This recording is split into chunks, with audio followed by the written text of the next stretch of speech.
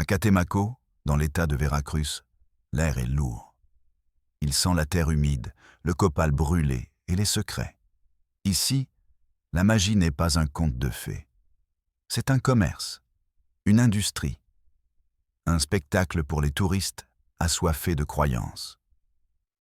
Mais sous les nettoyages, les sortilèges et les promesses des sorciers, respire une peur plus ancienne. Une peur qui ne se vend pas. Une peur qui se cache dans les profondeurs de la jungle, loin des enseignes lumineuses annonçant lecture de tarot. Une peur qui a un nom. On l'appelle l'enfant démon. La légende qu'on raconte aux étrangers est simple, attrayante. Elle dit qu'il est né sans âme, que ses pleurs faisaient sécher les récoltes, que son regard pouvait rendre le bétail malade. Un monstre né d'un pacte obscur, enfermé par sa propre famille, attendant le jour où il pourrait déchaîner son enfer sur la terre. Mais les légendes sont comme des cicatrices. Elles racontent l'histoire d'une blessure, mais cachent la profondeur de la douleur. Elles cachent l'arme qui l'a causée. Les légendes sont la fumée qui cache un feu bien plus terrible. Un feu de chair et d'os. Un enfer créé par des mains humaines. L'histoire que vous allez entendre aujourd'hui ne parle ni de démons ni de sorts. Elle parle de l'horreur que les êtres humains sont capables de créer dans le silence. Et du monstre d'indifférence que nous avons construit pour l'ignorer. Un monstre avec des bureaux, des horaires, des formulaires. Si vous pensez que les monstres les plus terrifiants sont ceux que nous créons nous-mêmes, dans le silence de nos foyers et dans l'apathie de nos institutions, abonnez-vous. Car nous allons éteindre les bougies de la superstition pour révéler le visage d'une vérité qui vous coupera le souffle. Et 100 fois, elle s'appelait Carmen, Carmen Mendoza. Elle avait 24 ans et une foi inébranlable dans les manuels de diagnostic, dans les théories de Piaget et dans la thérapie cognitivo-comportementale. Elle n'était pas une chasseuse de fantômes, ni une journaliste à la recherche d'un scoop. Elle était psychologue, jeune, fraîchement diplômée. Son diplôme sentait encore l'encre fraîche. Le système, dans son infinie sagesse bureaucratique, l'avait envoyée dans l'une des communautés les plus reculées de la Sierra de los Tuxtlas, pour y effectuer son service social. Son poste ? Responsable de l'unité de santé mentale et de prévention des addictions. Son unité ? Une petite clinique rurale, une table en métal, 2 chaises en plastique, et un classeur rouillé rempli d'histoires de pauvreté, d'alcoolisme et d'oubli. Les premiers mois ont été une source de frustration. Ces outils théoriques, appris dans les salles de classe de la capitale, se heurtaient à une réalité faite de superstition et de misère. Elle traitait la dépression par des techniques de respiration chez des personnes qui ne savaient pas si elles auraient à manger le lendemain. Il parlait de cercle de confiance à des femmes marquées par la violence de leur mari. Il se sentait inutile. Une pièce décorative dans le grand théâtre de l'abandon de l'État. La rumeur du Niño Demonio lui parvint comme parviennent toutes les vérités dérangeantes dans ces endroits. Dans un murmure, comme une maladie dans l'air. Un après-midi, elle s'occupait d'une vieille femme, Doña Elvira, qui souffrait de crises de panique. La femme ne cessait de regarder par la seule fenêtre de la clinique, vers une cabane isolée sur le flanc d'une colline. Une tache sombre contre le vert agressif de la jungle. « Il est réveillé », dit la vieille femme d'une voix tremblante, agrippée à un chapelet. « Je l'ai entendu hier soir. » Le gémissement. La terre va pleurer. Les récoltes vont pourrir. Carmen essaya de la calmer. Elle lui parla de suggestions, de la force des mythes populaires dans les communautés fermées. Elle utilisa les mots qu'on lui avait enseignés. Anxiété généralisée. Pensée magique. La vieille femme la regarda avec des yeux qui avaient trop vu. Des yeux qui ne comprenaient pas les manuels. « Vous ne comprenez pas, docteur. Vous êtes jeune, vous lisez des livres, mais le mal est réel, et il vit là. » Elle désigna la cabane d'un doigt osseux et tremblant. Dans cette maison maudite. La curiosité professionnelle de Carmen, ou peut-être une intuition plus profonde, l'emporta sur sa prudence. Elle commença à poser des questions, avec précaution, avec la subtilité qu'on lui avait enseignée. Les réponses étaient toujours les mêmes. Des regards fuyants, des silences soudains, des phrases coupées qui restaient suspendues dans l'air humide. On n'en parle pas. C'est une affaire qui concerne cette famille, les Sandoval. C'est pour le bien de tous qu'il est enfermé. Enfermé. Ce mot s'est gravé dans l'esprit de Carmen. Elle l'a entendu encore et encore. On n'enferme pas un mythe. On n'emprisonne pas une légende. On enferme une personne, en chair et en os. Un après-midi, à la fin de sa journée de travail, au lieu de prendre le chemin de terre qui menait au village principal, elle fit un détour. Elle décida de marcher jusqu'à la cabane sur le versant. Le sentier n'était qu'une ligne de boue et de pierre. La jungle dévorait tout. L'air devenait de plus en plus dense, de plus en plus humide. Le bruit des insectes était un bourdonnement constant, oppressant. Il eut peur. Il sentit un nœud froid dans son estomac. Il eut l'impression irrationnelle d'être observé par des yeux invisibles. La cabane était l'image même de la désolation. Des murs en bois pourris, noircis par l'humidité. Un toit en tôle rouillée, percé de trous par lesquels s'infiltrait une lumière malsaine. Il n'y avait pas de fenêtre. Seulement une porte solide, faite de planches épaisses. Fermée par un cadenas. Un énorme cadenas, épais, rouillé. Un cadenas de prison. Carmen s'approche. Son cœur battait fort, comme un tambour dans le silence épais. Le silence était absolu. Trop absolu. Il n'y avait ni poule, ni chien. Rien. Elle frappa à la porte. Sa voix était faible, absorbée par le bois. « Bonjour, il y a quelqu'un » ? Rien. Seulement le bourdonnement de la jungle. Elle insista plus fort en frappant avec les jointures. « Je suis la psychologue de la clinique. Je m'appelle Carmen.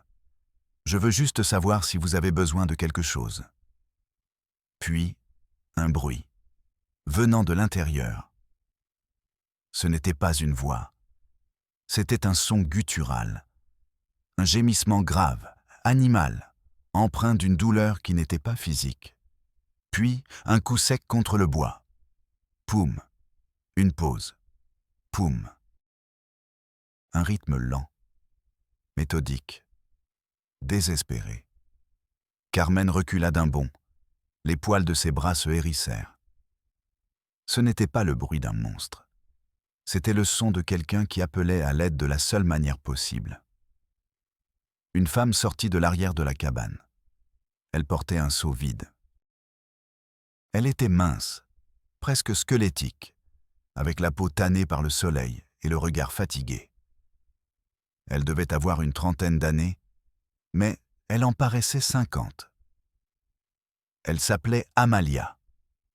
Quand elle vit Carmen, son visage se transforma en un masque de panique et d'hostilité. « Partez d'ici !» cria-t-elle d'une voix rauque. « Il n'y a rien pour vous ici. Partez !»« Madame, calmez-vous, s'il vous plaît. J'ai entendu quelqu'un à l'intérieur. Tout va bien ? C'est mon fils. Mon fils. Et il est malade. Très malade. Il ne veut voir personne. Je suis professionnel de santé. De quelle maladie souffre-t-il ? Je peux peut-être aider. Je peux faire venir un médecin de la ville. » Amalia eut un rire sec, sans joie. Un rire qui ressemblait à un sanglot étouffé. Aucun médecin ne peut le guérir. dit-elle. Et avec une force que Carmen n'attendait pas, elle la saisit par le bras et la repoussa loin de la porte. Ses doigts étaient comme des griffes. « Ne revenez pas ici. Pour votre bien. Laissez-nous tranquilles avec notre malheur. » Carmen partit. Mais la sensation des doigts d'Amalia sur son bras et l'écho des coups contre la porte restèrent gravés dans sa mémoire. Cette nuit-là, elle ne dormit pas. Elle tournait et retournait sur son lit de camp, tandis que la pluie frappait le toit en tôle de sa petite chambre. Le bruit des coups se mêlait à celui des gouttes. Boum, boum, boum. Une semaine plus tard, Carmen revint. Cette fois, ce n'était pas en plein jour. C'était à la tombée de la nuit, lorsque les ombres s'allongent et se confondent. Elle attendit, cachée dans les buissons, sentant les piqûres des moustiques. Elle vit Amalia sortir. Elle la vit marcher vers le ruisseau, avec le même seau. C'était sa chance. Elle courut vers la cabane. Le cadenas était toujours là, tel un gardien rouillé. Elle regarda autour d'elle, désespérée. Elle trouva une barre de métal, probablement issue d'un vieil outil agricole jeté par terre. Les mains tremblantes, elle s'en servit comme d'un levier. Elle poussa, une fois, 2 fois. Le vieux bois pourri autour du verrou céda dans un craquement effrayant. La porte s'ouvrit dans un long gémissement, comme une plainte. L'obscurité à l'intérieur la frappa comme un mur physique. Et l'odeur.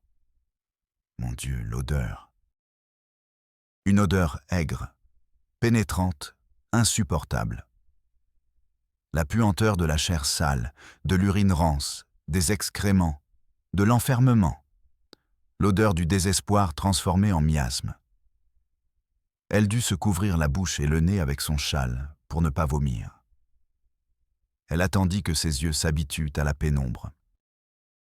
Peu à peu, les formes commencèrent à se dessiner dans la faible lumière qui filtrait à travers les fentes. C'était une petite pièce, d'environ 3 mètres sur 3. Nuève. Un sol en terre battue et humide. Et dans un coin, une silhouette. Recroquevillée, en boule. C'était un enfant, ou ce qu'il en restait, ou ce qu'il... Il paraissait avoir entre 10 et 11 ans. Mais sa physionomie était celle d'un enfant de 7. Sa maigreur était saisissante. Sa peau, d'une pâleur maladive et presque translucide, semblait collée à sa structure osseuse. Ses longs cheveux, sales, étaient noués en un amas confus. À chaque mouvement, sa tête heurtait doucement la paroi en bois. Poum, pause, poum. C'était le bruit qu'elle avait entendu, le rythme monotone, autiste, d'une vie sans espoir. La seule stimulation dans un univers de noirceur. Carmen sentit le sol disparaître sous ses pieds. L'air s'échappa de ses poumons. Elle dut s'appuyer contre le cadre de la porte pour ne pas tomber. La barre de métal glissa de ses mains et tomba sur le sol dans un bruit sourd. Le froid ne venait pas de l'après-midi. C'était un froid qui venait de l'intérieur, du plus profond de son âme. L'enfant ne sembla pas entendre le bruit. Il ne la regarda pas. Il semblait ne pas remarquer sa présence. Ses yeux étaient ouverts, mais ne voyaient rien, fixés sur un point invisible de son enfer personnel. Carmen fit un pas vers lui, retenant son souffle à cause de l'odeur. « Bonjour » murmura-t-elle. Sa voix se brisa. Elle sortit comme un cri rauque. L'enfant s'arrêta net. Il tourna lentement la tête, d'un mouvement automatique, et il la regarda. Ses yeux. Mon Dieu, ses yeux. Ils étaient grands, sombres et complètement vides. Il n'y avait aucune curiosité. Il n'y avait aucune peur. Il n'y avait aucune surprise. Il n'y avait rien. Le vide absolu d'une âme qui s'était éteinte. Carmen s'agenouilla à une distance prudente, sur la terre humide. « Je m'appelle Carmen. dit-elle en essayant de rendre sa voix chaleureuse et douce, comme on le lui avait appris. « Je ne te ferai pas de mal. » L'enfant émit un son. Un gémissement aigu, plaintif, comme celui d'un animal pris au piège. Il se traîna vers le coin le plus sombre, essayant de se fondre dans l'ombre, griffant la terre avec ses ongles longs et sales. Et puis, Carmen le vit, sur son petit dos, sur ses jambes maigres. Des cicatrices, blanches et anciennes, rouges et récentes. Des marques de liens sur ses poignets et ses chevilles, où la peau était à vif. Des plaies sur ses hanches, à force d'être toujours allongé dans la même position. Cet enfant n'était pas malade. Il était torturé, systématiquement, jour après jour. Un cri déchirant la sortit de sa transe. C'était Amalia. Elle était revenue. Elle se tenait à la porte, le visage déformé par un mélange de terreur et de rage. Le seau d'eau lui échappa des mains, répandant le précieux liquide sur la terre sèche. « Qu'avez-vous fait ? Bon sang, qu'avez-vous fait ? Vous avez tout gâché !» La femme se jeta sur Carmen, pas pour l'attaquer, pour la pousser dehors et fermer la porte, comme si elle essayait de remettre le génie dans la bouteille. « Vous devez partir. Tout de suite, avant qu'il ne vous voie. Cet enfant a besoin d'être hospitalisé. Ce que vous faites est un crime. Je vais appeler la police, » cria Carmen, retrouvant sa voix, désormais remplie d'une rage justicière. Les larmes coulaient sur le visage d'Amalia, des larmes de désespoir, pas de regret. « Vous ne savez rien, » sanglota-t-elle en se débattant avec la porte cassée. « C'est le seul moyen de le protéger. De nous protéger tous. » C'est à la clinique, 2 jours plus tard, qu'Amalia finit par craquer. Carmen l'avait confrontée. Elle lui avait dit que si elle ne lui disait pas la vérité, elle retournerait voir la police d'État, même si elle devait y aller à pied. Et la vérité a éclaté. Elle ne sortit pas d'un seul coup, elle sortit par bribes. Une histoire putride, murmurée entre 2 sanglots étouffés, dans le petit bureau aseptisé qui ressemblait soudain à un confessionnal de l'enfer. L'enfant s'appelait Matteo. Et ce n'était pas le fils d'Amalia. C'était son frère. Et aussi son fils. Carmen fut prise d'une profonde nausée. Le monde entier bascula. Le petit bureau de la clinique avait une atmosphère funèbre. Le père d'Amalia, son propre père, un homme craint dans la région pour sa nature violente, lui avait infligé des sévices depuis son enfance, depuis le décès de sa mère. Dans cette même cabane, dans ce même isolement, Amalia n'a jamais fréquenté l'école. Elle n'a jamais eu d'amis.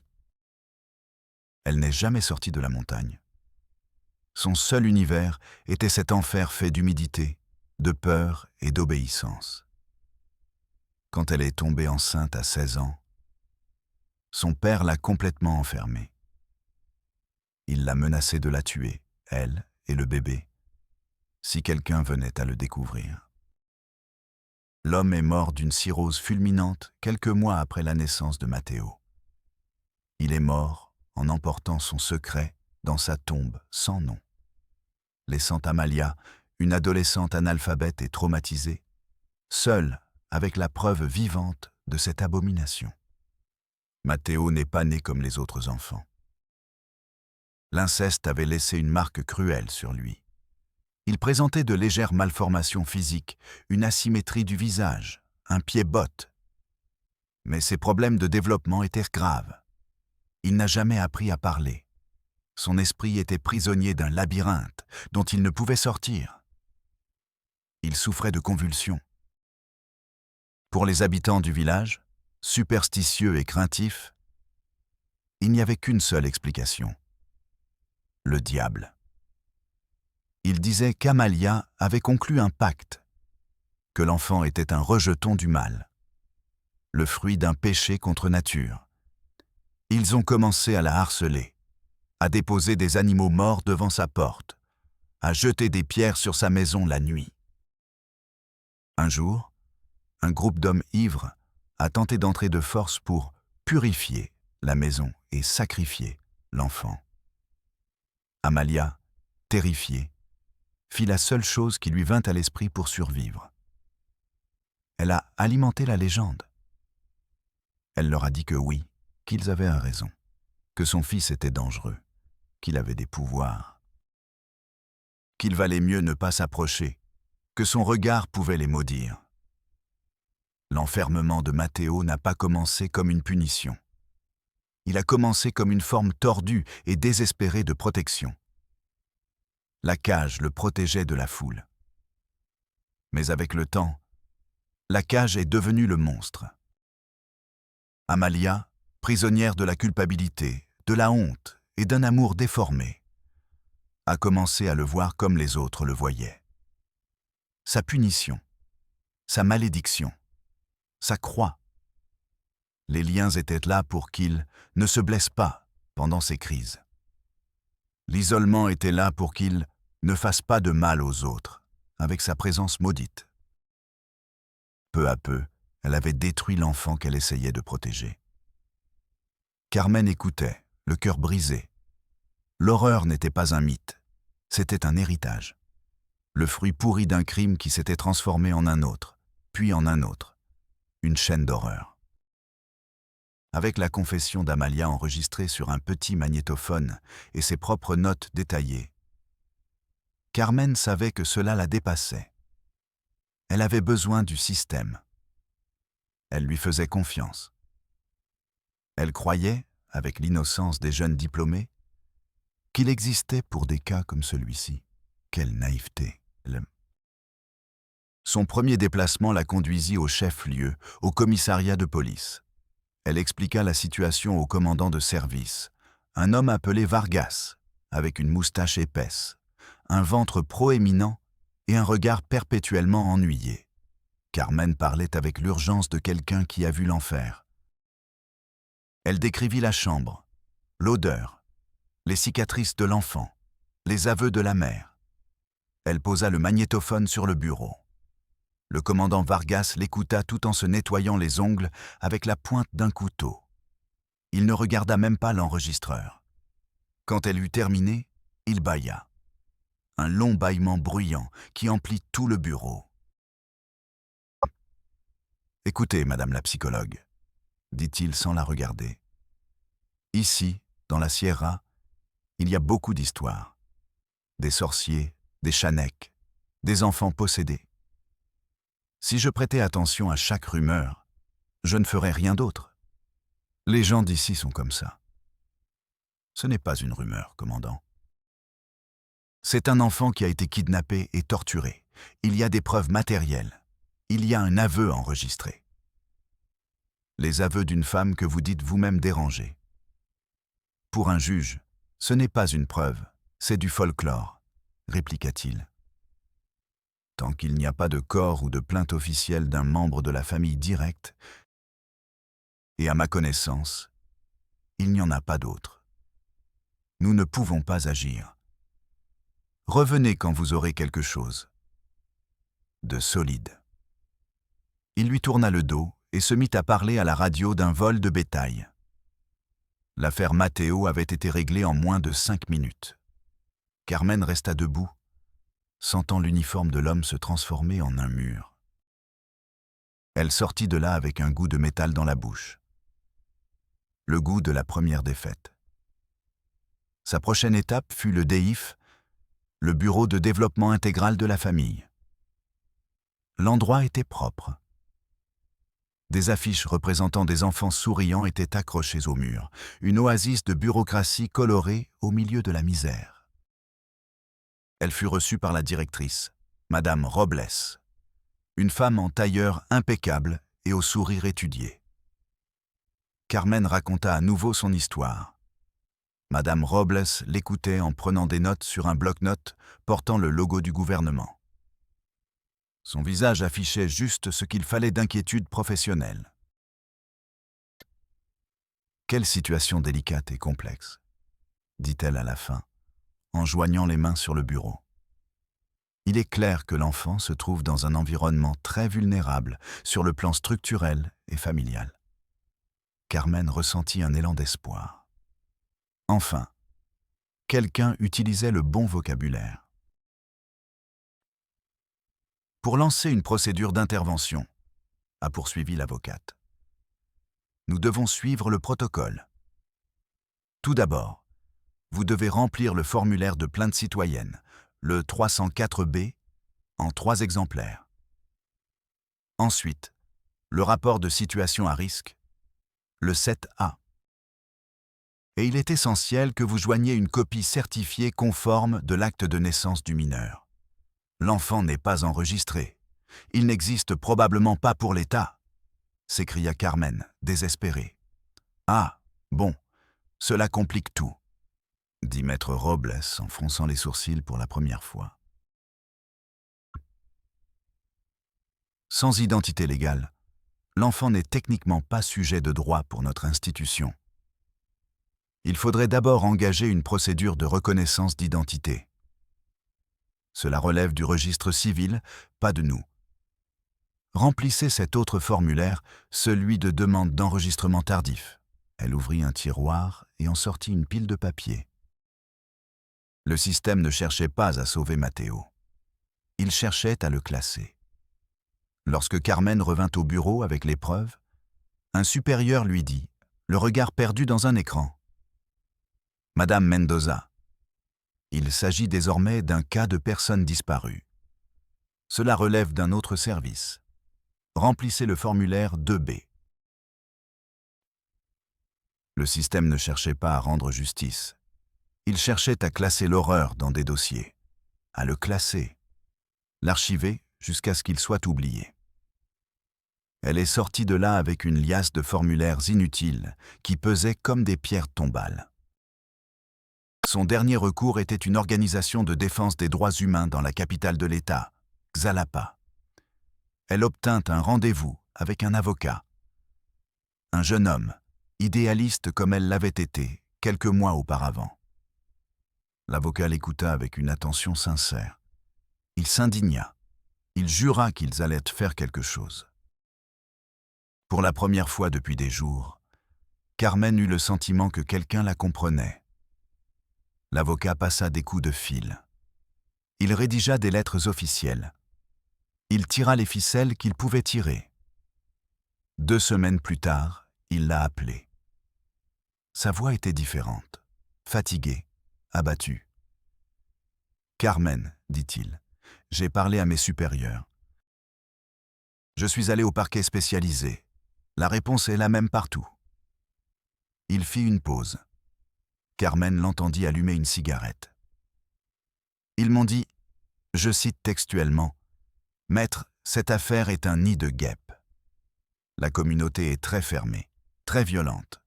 Si nous intervenons par la force, il pourrait y avoir un lynchage. La mère ne coopérera pas. L'enfant ne peut pas témoigner. Politiquement, c'est du suicide. C'est une année électorale. Laissez tomber. Classez l'affaire comme conflit communautaire non résolu. Clôturez l'affaire. Laissez-le mourir. » Carmen resta silencieuse, le téléphone collé à l'oreille. Elle pouvait entendre le bruit de la circulation à l'autre bout de la ligne. Le bruit d'un monde qui continuait de tourner, indifférent à l'enfant qui pourrissait dans une cabane.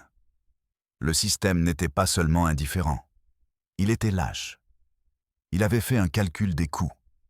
Et la vie de Matteo ne valait pas assez pour risquer un scandale.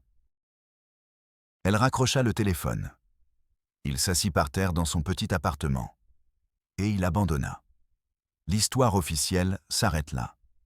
Dans les archives des services sociaux de Carmen Mendoza, le dossier apparaît comme « suivi clos pour manque de coopération de la communauté », un mensonge bureaucratique pour couvrir une atrocité. Carmen a démissionné de son poste de travailleuse sociale quelques semaines plus tard. Elle a quitté Veracruz. Personne n'a plus entendu parler d'elle. Elle a disparu, comme si la jungle l'avait également engloutie. Et qu'est-il arrivé à Matteo ? Personne ne le sait avec certitude. La vérité a pourri dans cette cabane. La légende du garçon démon est toujours vivante à Catemaco. On la raconte aux touristes pour leur donner des frissons. On l'utilise pour effrayer les enfants désobéissants. Certains disent qu'un incendie s'est déclaré une nuit, que la cabane à flanc de colline a brûlé jusqu'aux fondations. Un feu rapide, violent. Certains accusent la foudre de la saison des orages. D'autres, la main de l'homme, une purification finale de la communauté.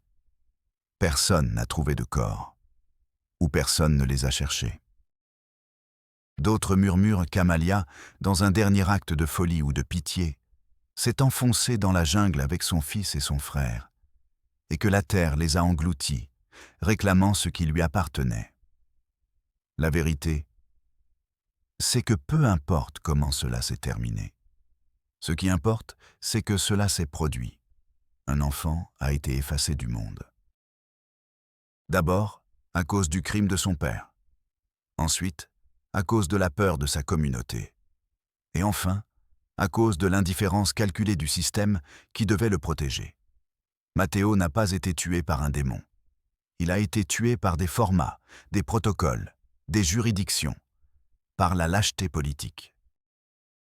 Il a été tué par le bâillement d'un commandant, par le sourire vide d'une directrice et par le silence complice d'un État qui a choisi de détourner le regard.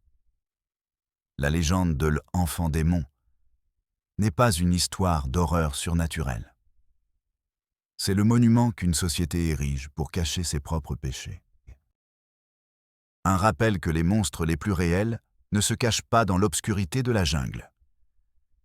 Ils sont assis à leur bureau, sous des lampes fluorescentes, et classent l'horreur avec un tampon « Affaire classée ». Je suis Padre del Valle.